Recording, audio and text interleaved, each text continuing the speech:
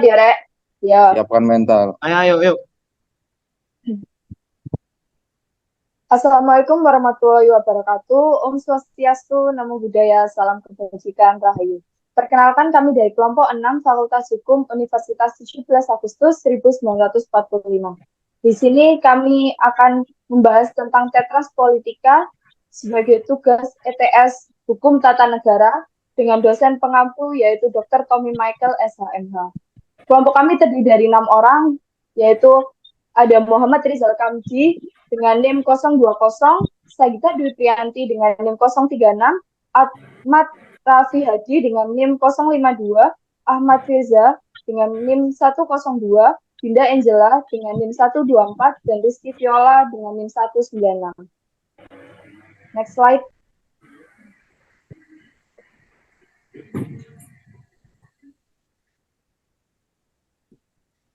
Baik, saya Ahmad Rizal Farizi akan menjelaskan tentang definisi dari Tetras Politika. Tetras Politika adalah sebuah konsep yang memperluas model pemerintahan. Tetras Politika mengusulkan adanya check and balances tambahan, yaitu berupa kekuasaan, pengawasan, dan pemantauan untuk menjamin keadilan dan akuntabilitas dalam pemerintahan dengan memanfaatkan hukum generasi keempat atau digitalisasi terhadap semua lini ketatanegaraan.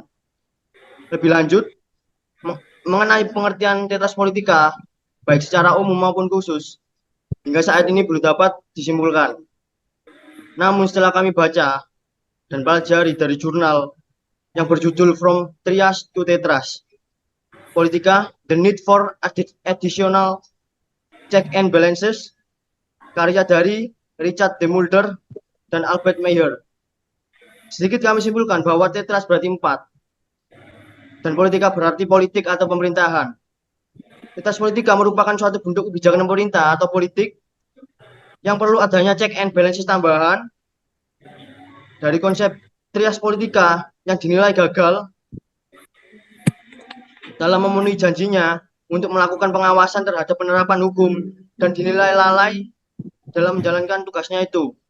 Sebagai cara untuk mengembalikan keseimbangan kekuasaan yang diperlukan, Tetras Politika disalankan. Baik, terima kasih. Selanjutnya. Next slide. Tujuan Tetras Politika. 1. Dengan adanya check and balance tambahan berupa fungsi pemantauan, pengawasan dalam eksekutif dan yudisial ini dapat menambah atau dapat keseimbangan kekuasaan antara lembaga dapat dibagi menjadi 4, yaitu 1. Penerapan hukum secara lisan. 2. Second generation law, penerapan hukum secara tertulis. 3. Third generation law, penerapan hukum menggunakan media cetak. Dan 4. Fourth generation law, penerapan hukum menggunakan media digital. Nah, dalam penerapannya, Tetras Politika menggunakan sistem fourth generation law. Karena dengan menggunakan media digital, pengawasan terhadap pemerintahan dapat dilakukan dengan skala yang besar dan memungkinkan adanya hubungan yang lebih interaktif antara masyarakat dan pemerintah. Next slide.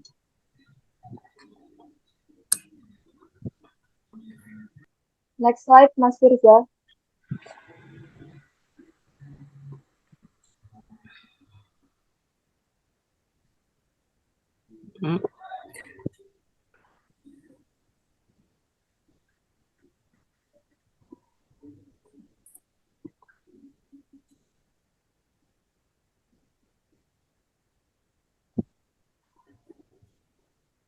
Berikutnya, boleh langsung dilanjutkan, teman-teman.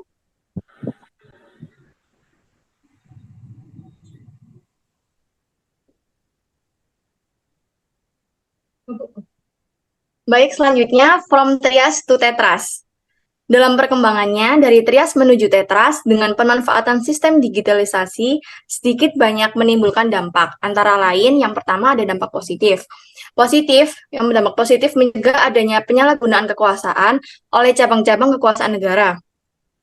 menjamin akuntabilitas dan transparansi dalam penyelenggaraan pemerintah, mendorong check and balance lebih kuat antar cabang kekuasaan, melindungi hak warga negara dari tindakan sewenang-wenang pemerintah, membuat hubungan yang lebih interaktif antara negara dengan masyarakat, wujud dari digitalisasi hukum modern.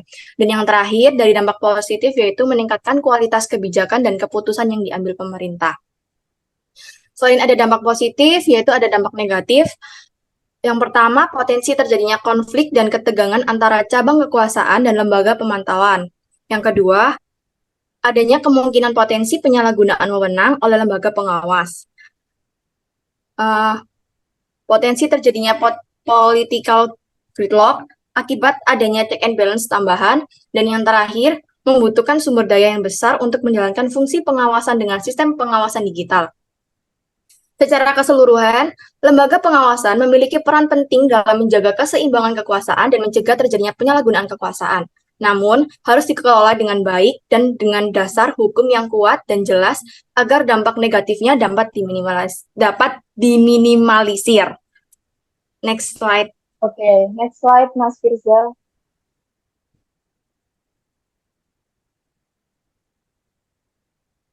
Baik, di sini saya akan menjelaskan tentang tanggapan kelompok kami terhadap konsep dari Tetras Politika itu sendiri. Tanggapan kami terhadap Tetras Politika yaitu kurang setuju. Kenapa? Karena Tetras Politika dikaitkan dengan pembentukan cabang kekuasaan negara baru di samping kekuasaan eksekutif, legislatif, dan yudisial. Hal itu dikarenakan apabila pemantauan dan pengawasan bisa dijajarkan dengan kekuasaan negara yang sudah ada, yaitu Trias Politika itu sendiri, hal itu dapat ditakutkan akan menimbulkan ketimpangan baru, yaitu berupa kesewenang-wenangan lembaga pemantauan terhadap lembaga yang sudah ada. Meskipun lembaga negara yang sudah ada tidak menjalankan fungsi dengan baik atau masih kurang, sebagaimana mestinya, menurut kami, fungsi pemantauan dan pengawasan tersebut hanya menjadi kebijakan pemerintah atau politik saja, yang dapat menguatkan lembaga-lembaga pengawasan yang sudah ada sebelumnya, seperti Ombudsman, Badan Audit Nasional, dan Otoritas Pasar Keuangan. Dan tidak perlu menjadikannya sebagai cabang kekuasaan baru yang hanya akan menimbulkan masalah baru juga.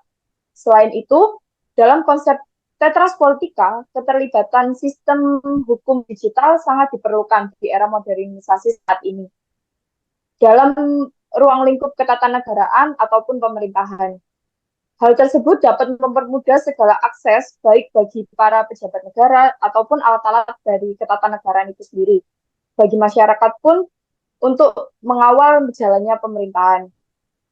Di era informasi digital saat ini, masyarakat membutuhkan kekuatan pengawasan sebagai alat tambahan untuk melawan kekuatan birokrasi yang terkomputerisasi dan berskala besar, agar kegiatan ketatanegaraan antar alat negara dengan alat negara lainnya, antar negara dengan warga negara dapat berjalan secara baik dan dapat mencapai tujuan bersama untuk negara, yaitu untuk kebaikan bersama. Baik, next slide, Mas Firza.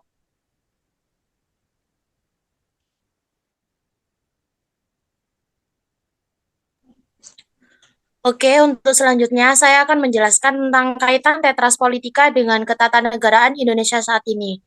Dalam kaitannya dengan Tetras, kondisi ketatanegaraan di Indonesia pada saat ini membutuhkan suatu kendali dari suatu fungsi pengawasan yang kuat dari lembaga pemerintahan yang ada dan membutuhkan kontrol sosial dengan memanfaatkan hukum digitalisasi dalam penerapan hukum dari warga negaranya, sesuai dengan konsep Tetras Politika. Hal itu dikarenakan dalam ketatanegaraan Indonesia pada saat ini masih sering sekali ditemukan berbagai macam kasus penyelewangan kekuasaan yang dilakukan para birokrat atau pejabat pemerintahan di dalamnya.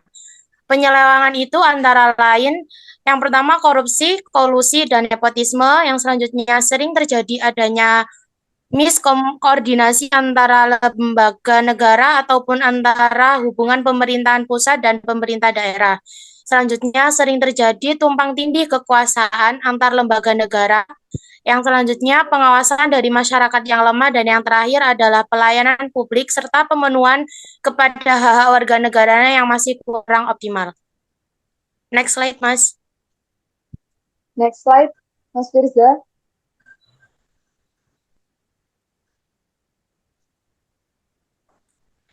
Berikutnya ada juga upaya pemantauan dan pengawasan tambahan. Perlu dilakukan upaya pemantauan dan pengawasan tambahan yang dilakukan oleh lembaga pemerintahan ataupun dari masyarakat agar penyelewengan seperti itu tidak kembali terulang. Upaya itu antara lain yang pertama, melakukan perbaikan kebijakan pengawasan dan pemantauan terutama kepada cabang kekuasaan eksekutif dalam menjalankan fungsi pemerintah. Yang kedua, upaya komunikasi dan kerjasama yang sehat antar semua lini ketatanegaraan. Yang ketiga, perlunya kejelasan dan kepastian hukum tentang hak dan wewenang setiap lembaga negara. Yang keempat, memanfaatkan penerapan Fourth Generation Law agar masyarakat lebih interaktif dalam melakukan pengawasan. Yang kelima, pemanfaatan fasilitas, salah satunya penggunaan internet atau media digital dalam skala yang besar. Dan yang terakhir, pemenuhan hak-hak warga negara harus lebih diperhatikan dan ditekankan. Terima kasih. Selanjutnya. Next slide, Mas Firza.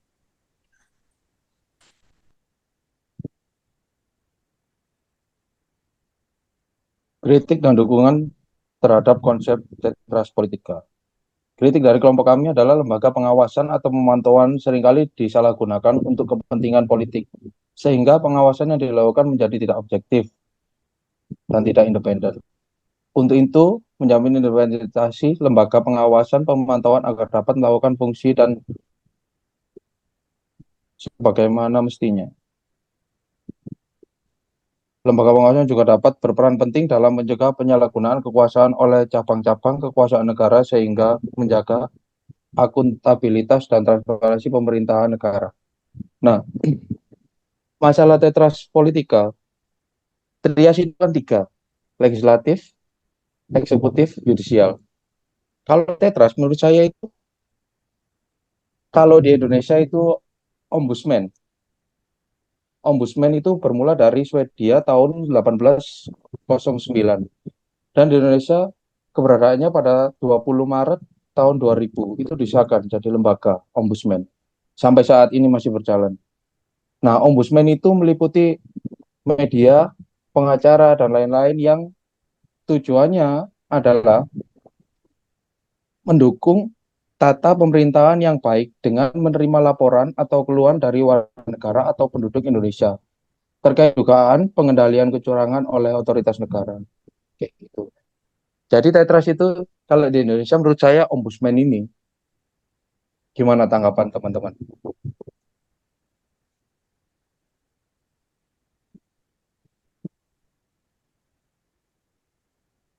Teman-teman, ada tanggapan? Menurut saya seperti sama, Mas, tanggapannya. Yang seperti yang Ya, disampaikan tadi tanggapannya.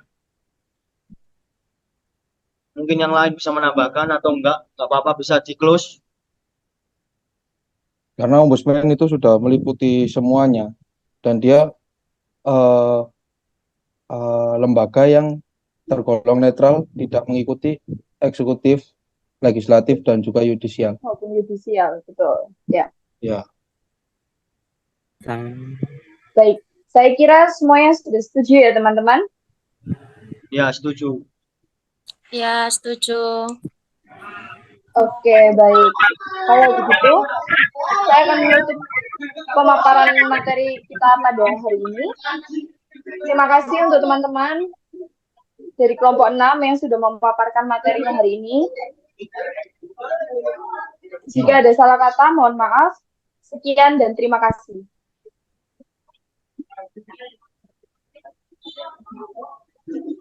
Wes Mariza, kedotan recording.